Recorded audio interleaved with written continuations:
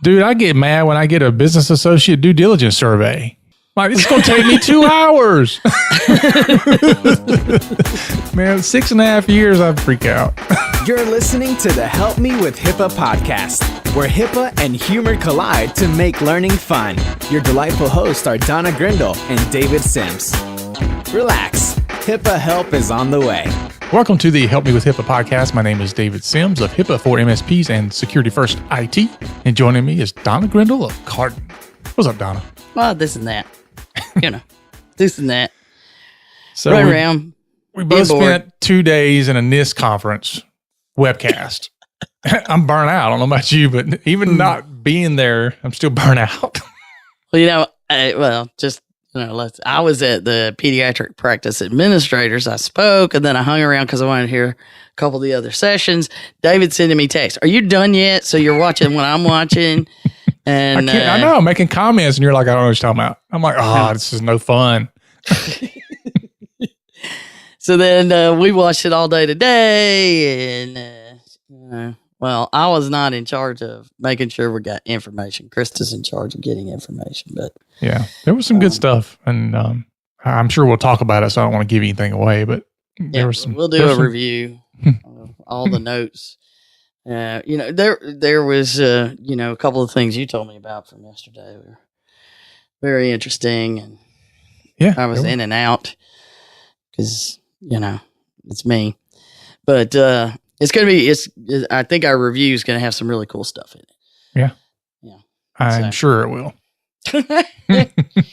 Well, they started out talking about this thing, or one of the things that they talked about. What we're covering today. What we're covering today. Yeah. Well, before we do that, we already have stuff booked for 2019. I know. Well, you do. We hadn't booked the boot camp yet. Maybe in the next couple of episodes we'll announce that. But you have something coming up in April. So what you got? Yeah, the guys that were the JAWS Society last year, I went out to California with. Exciting that they are now coming to Savannah. So makes it a no-brainer to have me come back down there. And so we're doing several different things with them. And now they're calling themselves the Society of OMS Administrators, which is not as fun as JAWS. But it worked when we were by the ocean to use JAWS, that's for sure. So I'm looking forward to hanging out with those folks again because they were a hoot to hang out with. So I'm going there. Their conference is the 7th through the 10th in Savannah, April 7th through the 10th. So I'm looking forward to that and having other discussions about 2019 and things to do because, might as well load them up, move them out. Yeah. So that leads us into the discussions we are having, trying to determine our next boot camp because we're actually getting some pressure about picking dates and having a plan before the beginning of the year so that it can be in budgets and such. So we are under pressure. We hear you people. We will have a date. Yeah, we're going to have to end up planning these things like a year in advance. That's so hard for us. That is not how we roll. Can you not tell we're spontaneity people? Hey, you want to do one this week? That sounds good. All right, that sounds good. You want a card right now? All right, let's do that. Yep, so we'll figure it out. But yes. All right, so if you like today's episode, which I'm sure you will, make sure to share it out on your favorite social media. Or you can pay for, advertising on a radio station or TV. However you want to share it, doesn't matter. We'll take it all. But today we're going to talk about what Roger Severino has categorized as a BJE, a big, juicy, egregious data breach.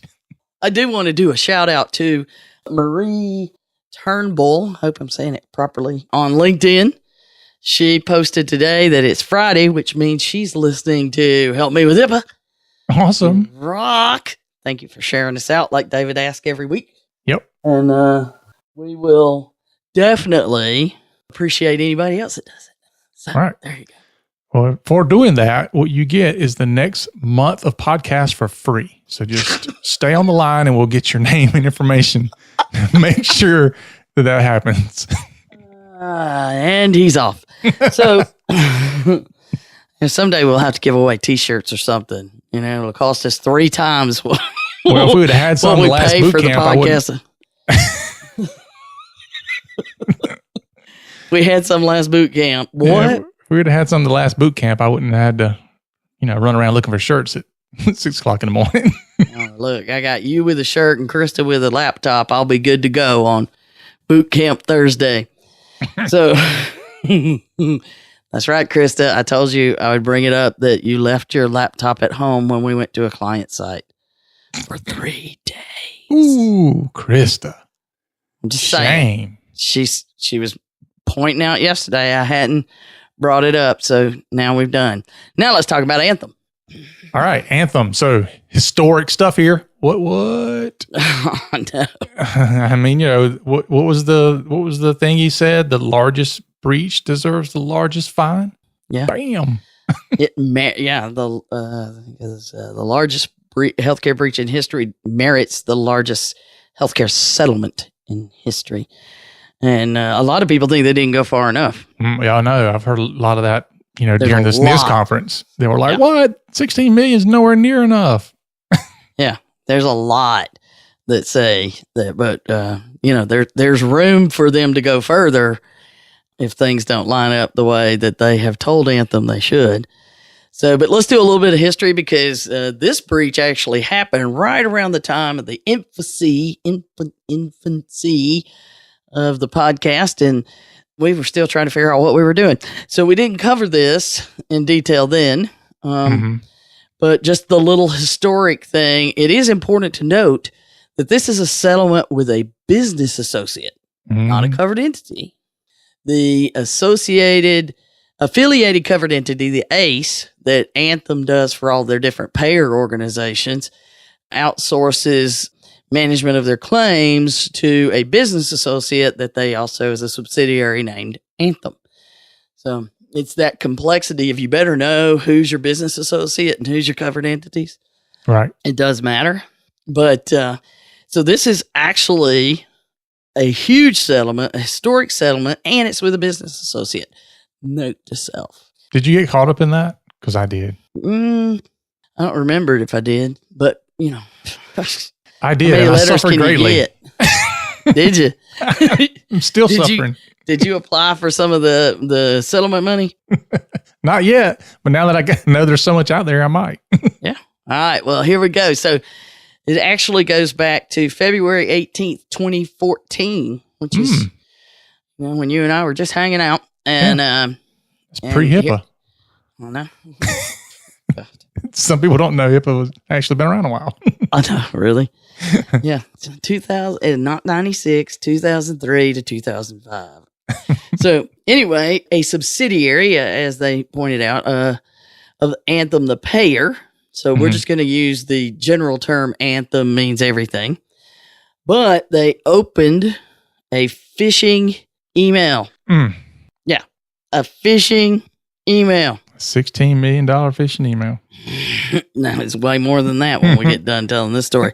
But, we talk about phishing and we talk about the importance of phishing testing. It's one of the best deterrents and best training tools out there. That's why we do our Cardin phishing trip, which is utilizing those tools and it makes it a surprise and we do some cool stuff with it. But it actually improves the awareness of what these things are. We didn't do as much of that back in 2014. I guarantee you Anthem is a big fan of phishing testing now. But they clicked on it and it launched some malware that essentially gave them a little foothold. It got their toe in the door. And then you know what happens. It's propagate. That computer told two computers, and those computers told two computers, and those computers. Yeah, they were moving laterally and, all over the network eventually. They were in there for some time, moving around the network, which is, normal standard protocol for hackers. They find a way in, then they I wonder where I am. They just kind of throw out a bunch of those. You ever go to those arenas where they throw out the little toys that come floating down in the parachutes, That's what it's like. They just fling them all out and they don't know where they're going to land. And they're like, oh, where did I end up? Oh, this is handsome. I ended up right here in the middle of something big. Yeah. Yeah. So they did manage to eventually work their way to what they have termed repeatedly as the Anthem data warehouse system. So it must have been like the crown jewels, so to speak. Yeah. I don't know what else it could have been. They found their way into the heart of the nuclear reactor. So they were able to get in there and they removed 78.8 million unique user records. So it was more than that, but only 78.8 million unique users.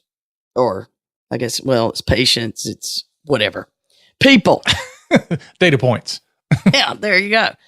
But the forensics report said that 50 accounts, so 50 user accounts within the Anthem's network, and at least 90 systems within the enterprise environment were involved in this attack, that they managed to get in, run queries, exfiltrate information, boom. But get this, that exfiltration didn't take place until December 2014. Huh. So they were in there messing around starting in February. Yeah, I don't know what else happened. We're not hearing a lot of this because one of the things that's important to note here is that they feel fairly confident that it was a nation state attack, meaning a foreign government did this attack. So, yeah, there's a lot of information they could have been going for in there. I don't. So there's a lot of the detail we will probably never hear about. Unfortunately. Yeah, well, national security, people don't get it that healthcare could be part of a national security issue. And it's about time they start to get that. But first it happened, they discovered at least that it happened in January 2015. So January 27th, 2015, apparently that's when they went, what the what? And there's some varying dates in here. So there's a detailed report that came out because after this happened, you've got all the insurance commissioners because this is a payer. So they have some additional things to worry about as far as state by state rules and requirements. So the entire, basically, I think every state in the union had somebody, and they all went together and said, look, we're going to do one joint investigation. We're going to evaluate the whole system, see what happened, blah, blah, blah, decide what to do. Mm-hmm. Well, they were a whole lot nicer about this.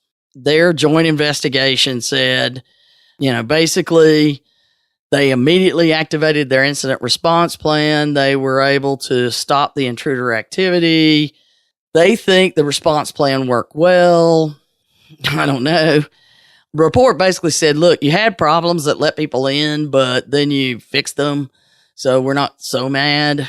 But the insurance commissioner's joint investigation said that while the pre-breach deficiencies impacted Anthem's ability to reduce the likelihood, risk management, the likelihood of and quickly detect, because they didn't know, the data breach, the controls implemented subsequent to the data breach should improve their ability to detect future breaches and enable Anthem to respond more effectively to a future attack than was the case in this instance. So basically, you've told us you screwed up and you feel bad about it and you're going to fix it. Mm-hmm. And it's what it sounds like to me. I don't know about you. Mm-hmm. Well, you're full of it today, aren't you? Mm-hmm. I'm just taking it all in. Just this big, juicy, egregious thing. I know. So the states all said, look, you know, bless your little pea-picking hearts. You've got the other government coming after you. And they just detailed all of this stuff that was being spent and basically let them off the hook because they detailed that at that point, at the time of the settlement, which was December 2016, according to the report, Anthem had already spent $2.5 million to engage expert consultants. And I would have been fine with just 500,000 of that. But I wouldn't have touched that one with a 10-foot pole. 115 million for the implementation of security improvements. Ooh. 31 million to provide the initial notification to the public and affected individuals. So 31 million for notifications and 112 million for the credit protection to the breach impacted consumers. That's not bad though for the breach notification costs. I know. So they got a deal somehow. Yeah. But I guess when you're sending out 80 million things, the cost goes way down. Apparently, because I was thinking, just the breach notification cost alone would be, well over 100 million. It's not 31. One would think, yeah. At least according to these numbers. So I don't know how it costs them less than $1 to let people know. But maybe, I don't know. Anyway. Because everybody knew they didn't need to. That's me too. If you're watching the news, you know. So that's a total of 260.5 million they had spent, according to that report at that time. Mm-hmm. And Anthem was committing to the insurance commissioners that they were going to pay for credit monitoring and upgrades to their security tools. They did a special one for minors. So they're like, okay, well, we're good with that.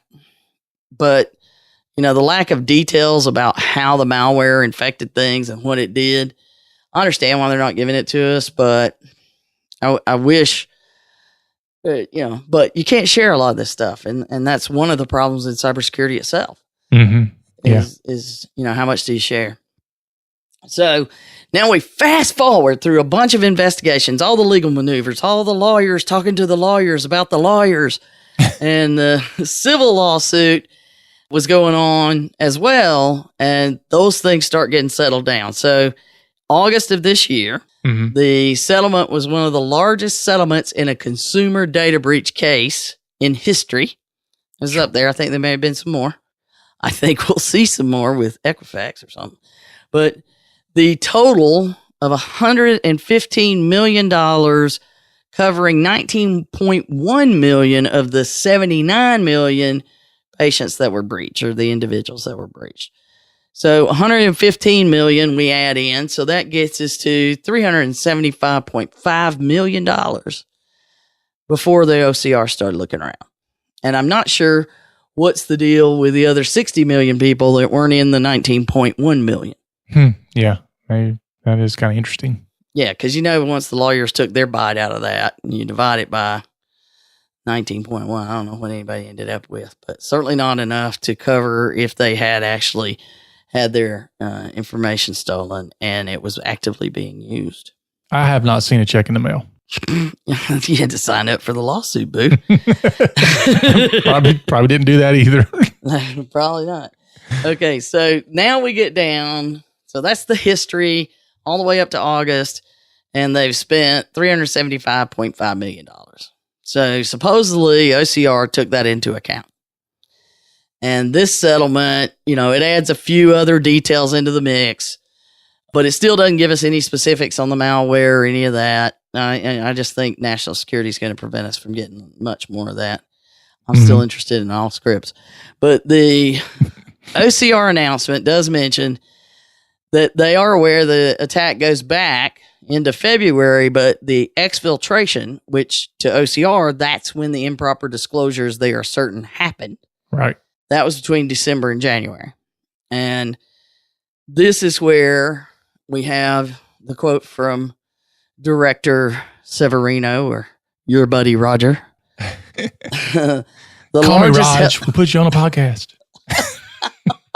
Because I know that's your life's goal, is to be on I'm either going to get him or the Dark Overlord. One of them's got to come on the podcast. Oh, God. No, really? Maybe I get them on together.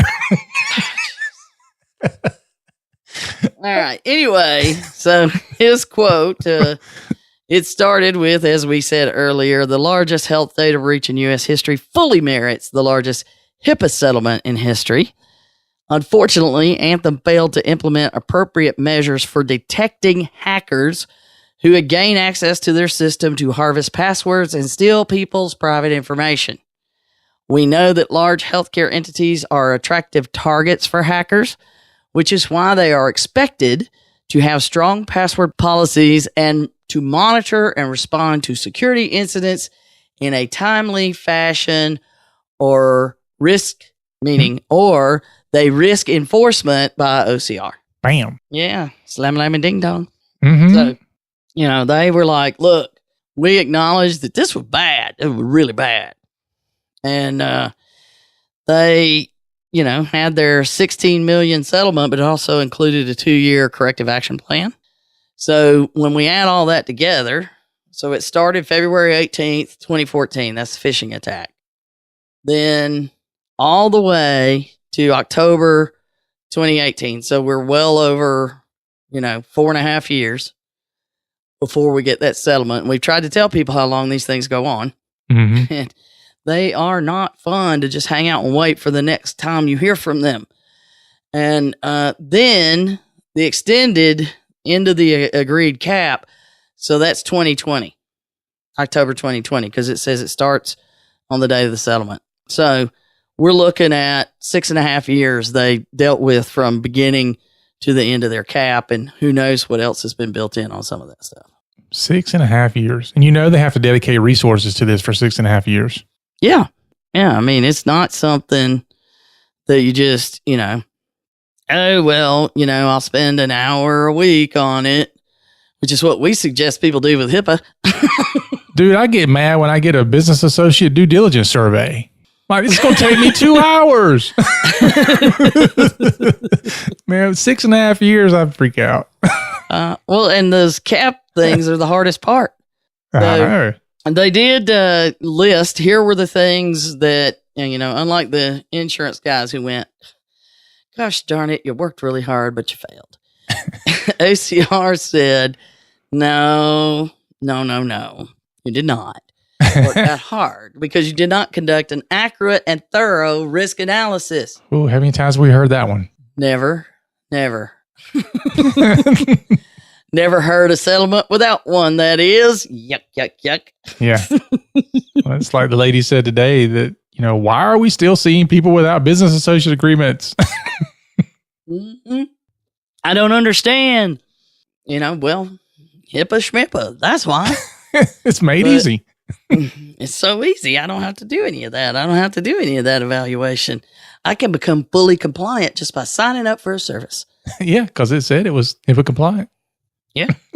So they also failed on their requirement to implement sufficient procedures to regularly review records of information system activity, i.e., you didn't look for things that could have made you realize the hackers were in there. Yep. Nobody's looking. How many times we talk about that? Yeah, I know. If you ain't looking, something's cooking. Yeah. The requirement to identify and respond to detections of the security incident leading to the breach, which I found interesting because this kind of applies, or implies rather, that they didn't actually respond to it. Like, because the other folks said, well, they responded really well. But this is saying the identify and respond to detection. So maybe it's the lack of identify. I don't know. But they're saying they failed to do that effectively. So maybe they're saying that the warning signs were there, but there again, nobody identified it. All systems are flashing red and nobody's looking. Pull up. Then they said the requirement to implement sufficient technical policies and procedures for electronic information systems that maintain electronic PHI to allow access only to those persons or software programs that have been granted access. Least privilege. That was interesting. Well, but they also brought in software programs. Yeah. You're supposed to, people will let these other programs in and not worry about what access they're granting to these things. So maybe that's one of the ways they got in. That's all I'm saying. Possibly. I mean, that's a bad habit of people who have phones, well, especially Android phones. You install an app and it's like, I need to be able to do everything on your phone. You're like, wait a minute, I installed this game. Why does it need to access my contacts and my webcam or whatever? This doesn't make any sense. That's exactly it. And people do that on their computers like crazy. Oh, yeah. You ask them, well, what if I just pop up this little thing that makes you decide? We're just going to say, okay. Yeah, just keep clicking next. Yeah, until I get to where I want to be. Then the requirement to prevent unauthorized access, they also said, to the 78.8 million individuals. So those are all the things that they identified that they did incorrectly. That were their failures. Mm-hmm. But, nothing new, But it is 3 times the largest, the largest settlement before was $5.5 million. So this is like right at 3 times, so they made a big jump. Mm-hmm. And note to self, it will fund more investigations because that's what they get to do with the money. It doesn't go back into the general fund. It goes back to them, which is another reason you won't see this stuff go away because it pays for itself every time they get money out of somebody. Which still begs the question of why so small a settlement. Right. And they're saying they didn't go after more money because of the amounts they already paid. So when you add this $16 million in, it basically gets them up to $400 million that they've paid, but that's been over 4 years. Right. But, well, yeah, the 115 million civil lawsuit and then 16 million. So that was in the last few months. But does that really make a difference to these guys? No, we're talking about, multi-billion-dollar. I bet you the CEO makes more money than that. Yeah, you're probably right, honestly. I know. I don't know firsthand, but I've read and heard about some of the profits they make. And just 16 million is not a drop in the bucket for them. It is not much.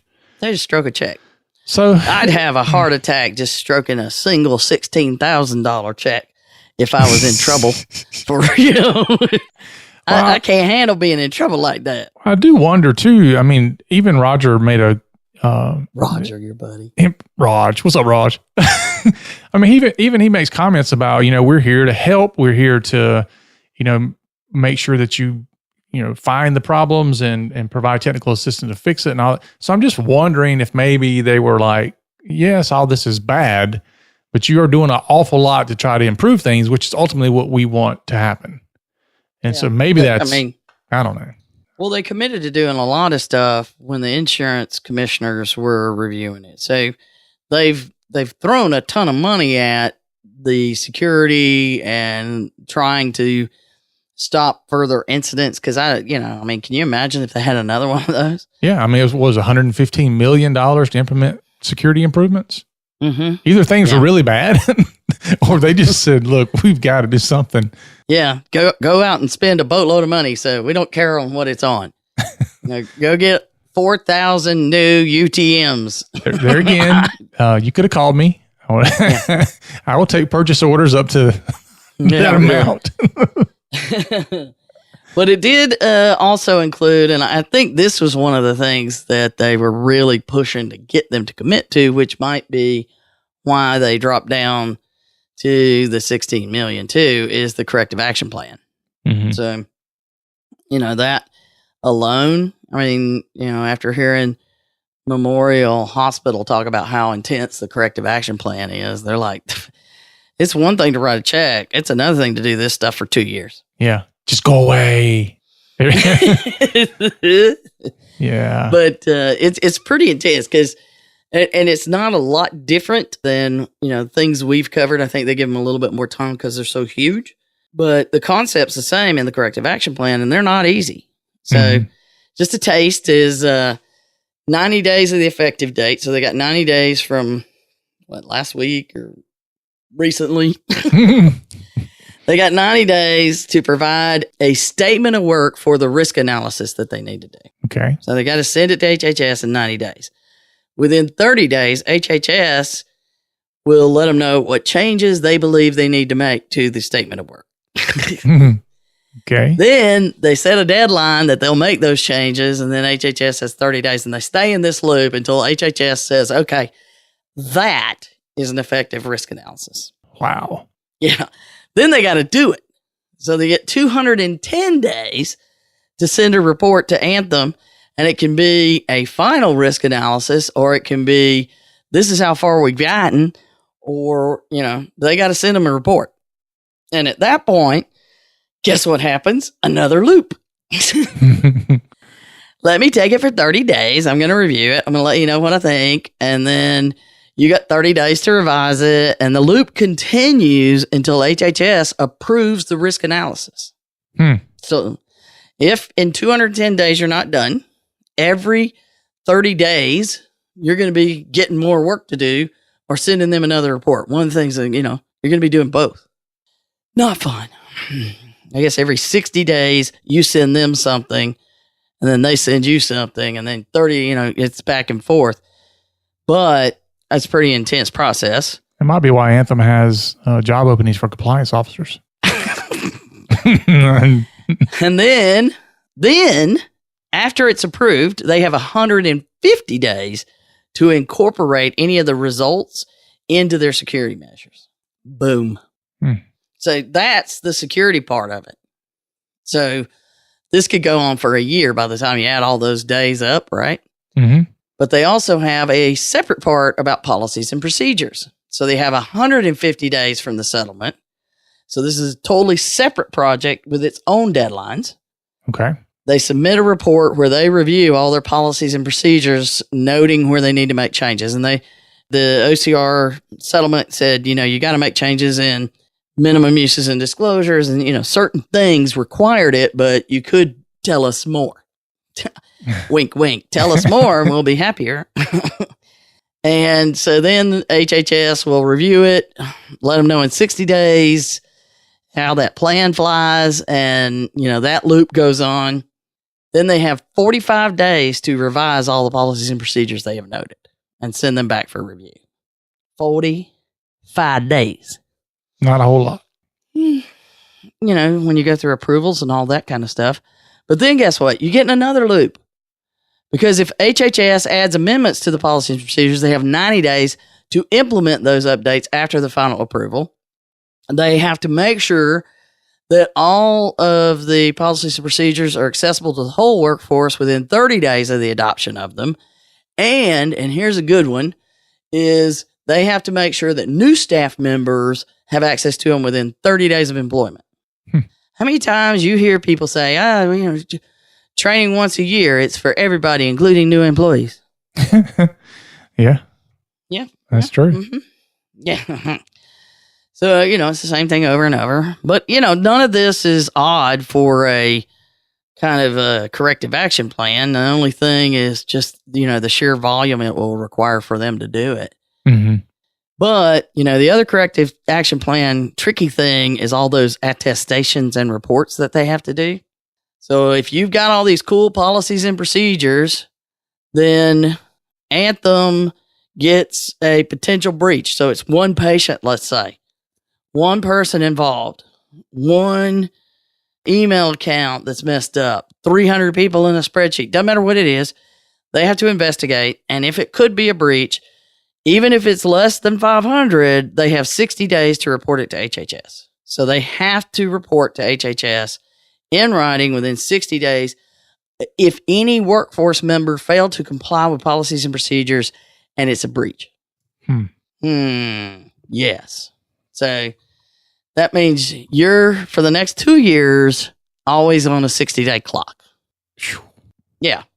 And, in these large environments, there's a huge number of single, less than 500 breaches. That's like at the conference where they ask, why don't you have those listed too? And she's like, my guess is there's just so many. Yeah. I mean, there's thousands over 500. So those attestations and those reports. Now, here's the tricky part. And this is what, I wouldn't want to be in that position. It's required that an officer of the company attest to all of these things and that they've implemented updates to the policies and procedures that's actually happening, and that they attest that they actually reviewed it themselves. So whoever signs off is also saying, I have reviewed it and asked questions. Yeah. Yeah. Yeah. I wonder who will get voluntold to do that. Well, there's only a limit. It has to be an officer of the company. But, that you actually review the stuff. How many times you hear, I need you to sign this? They don't even know what they're signing. Yeah. I know. So it's like, that goes out the window. So you're looking at a lot of time that's involved. I'd be like, can I just pay you $32 million and you just go away? Because they could probably start a check. It wouldn't matter to them that much. But overall, I think that's why, they went down to the 16 million so they could get them locked in on that corrective action plan. Right. And here's the thing is, if at any time they fail doing the correct, they can say, okay, all bets are off. We go back to the drawing table. We start over. And this time we get to charge you more money and have more rules.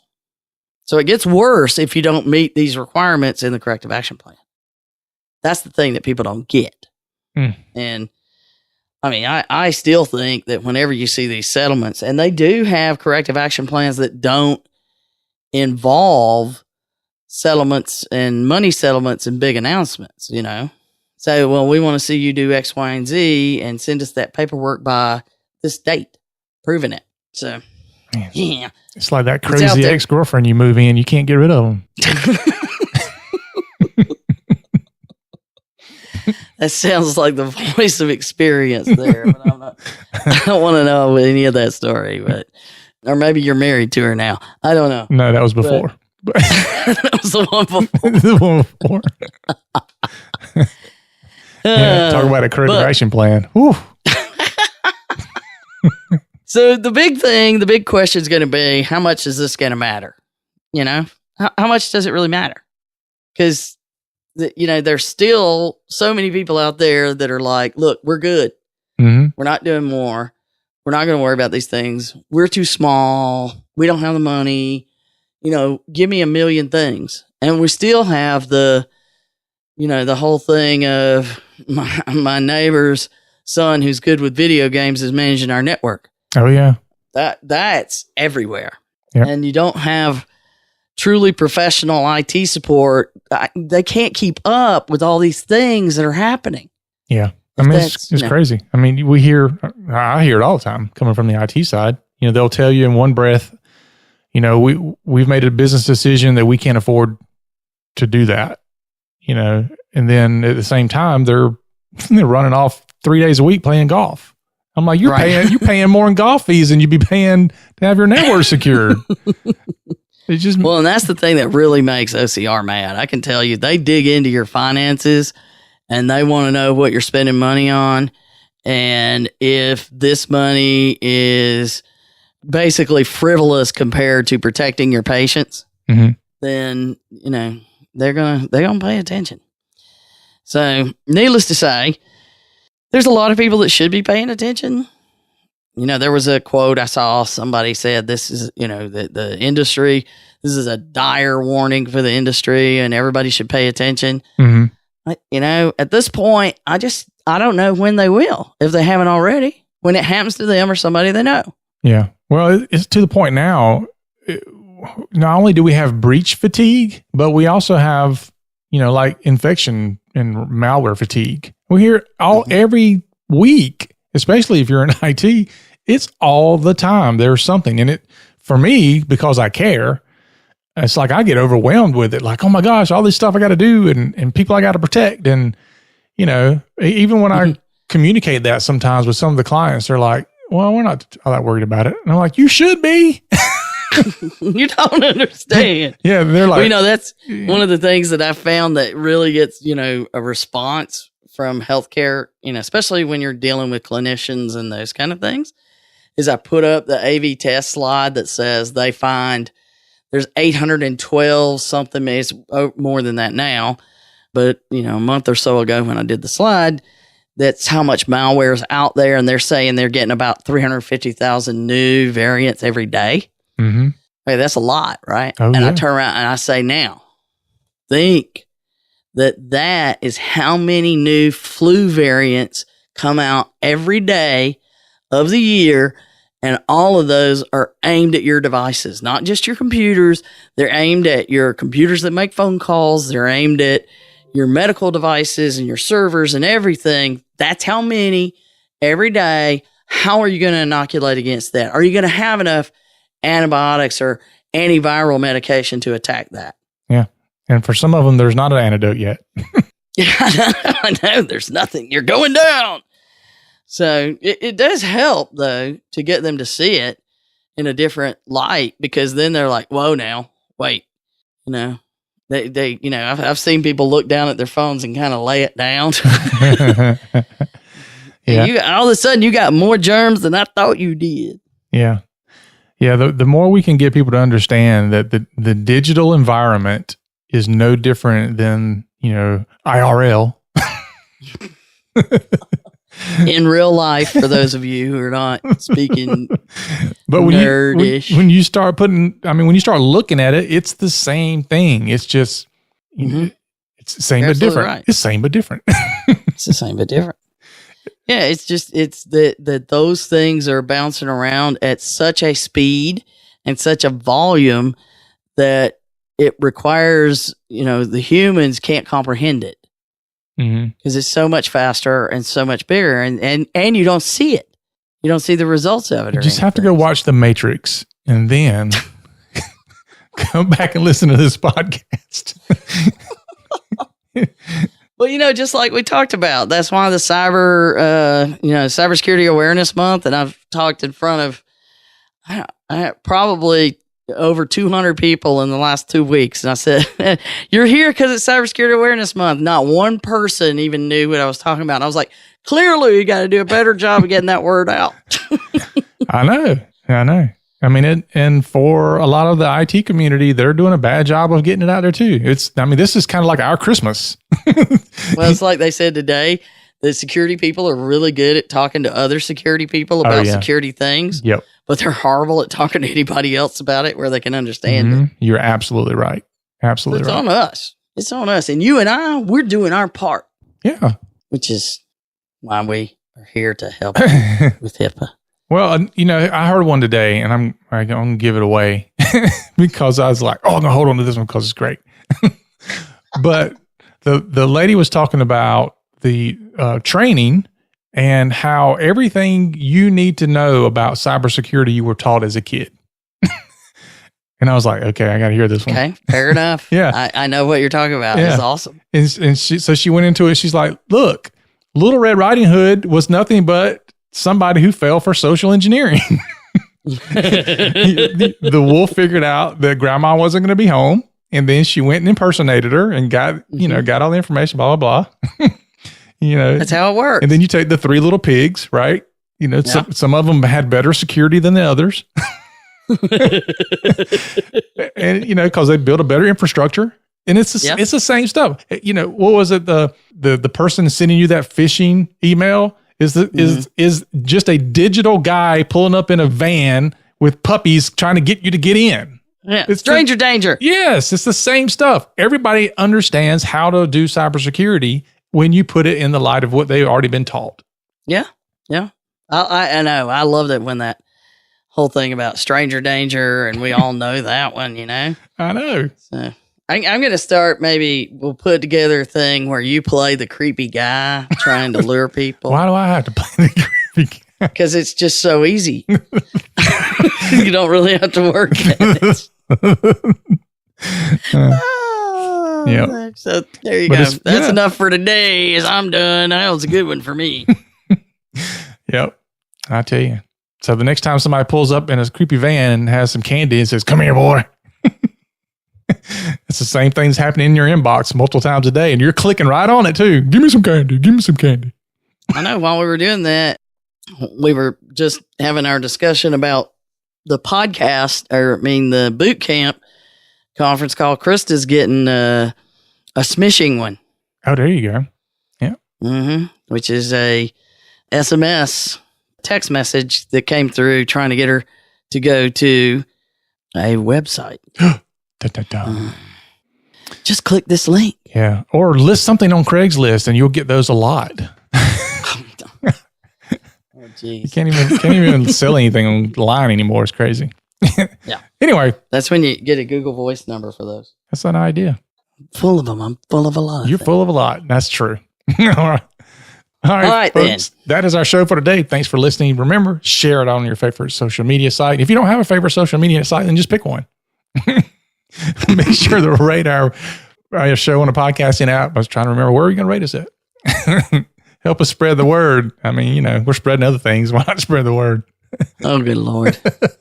Move along, brother. Move along. Don't forget to come back in a couple of weeks and we'll have the boot camp date, I'm sure, because, so Donna will quit getting asked about it, I guess. So remember, for Donna and myself, that HIPAA is not about compliance. It's about patient care. You've been listening to the Help Me with HIPAA podcast, hosted by Donna Grindle and David Sims. The show created to help you with HIPAA. For more information or to ask us a question, visit our website at helpmewithhipaa.com. Neither Donna Grindle or David Sims are attorneys, and they do not offer binding legal advice concerning regulatory compliance. The information in this podcast should not be relied upon or construed as legal advice in any way. Consult your attorney for legal advice concerning compliance with HIPAA regulations.